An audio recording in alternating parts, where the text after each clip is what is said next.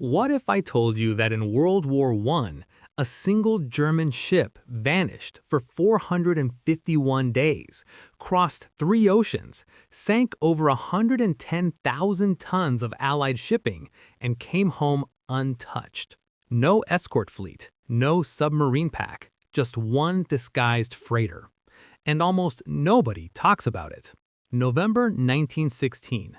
In the middle of the First World War, a strange vessel quietly slips out of Kiel Harbor. Her name? SMS Wolf. On paper, she looks like an ordinary cargo ship. In reality, she's one of the most dangerous raiders of the war. Commanded by Capitan Karl August Nerger and crewed by just 347 men, Wolf's mission was simple: disappear and destroy.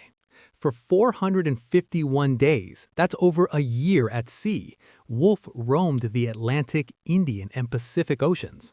Instead of attacking with torpedoes like a U-boat, Wolf used deception. She changed her appearance. She altered her silhouette. She flew neutral flags. Merchant ships would see what looked like a harmless trader, and then hidden guns would swing out. 14 ships were captured or sunk, but that wasn't even her deadliest weapon. Wolf carried hundreds of naval mines and secretly laid them off South Africa, India, Australia, and New Zealand. The British Empire's supply routes were suddenly bleeding, and the Royal Navy couldn't find the attacker. Entire shipping lanes were paralyzed by an invisible enemy. One ship. And here's where it gets futuristic. Wolf carried a small seaplane called Wölfchen, one of the earliest uses of naval aviation in commerce warfare. The plane would launch ahead of the ship, scouting for targets beyond the horizon. Imagine being a merchant captain in 1917. You see nothing on the sea. Then suddenly, a seaplane circles overhead. And hours later, a cargo ship appears. It was psychological warfare before radar even existed.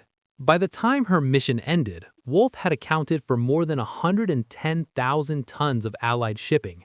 That rivaled the destruction of entire U-boat flotillas, and she did it alone. She also carried 467 prisoners captured during the voyage, all still aboard when she finally turned for home. February 1918. After 451 days missing at sea, Wolf sails into Hamburg. The crew had circled the globe. The Royal Navy never caught them, never even located them. For this astonishing cruise, Nerger was awarded Germany's highest military honor, the Pour le Mérite.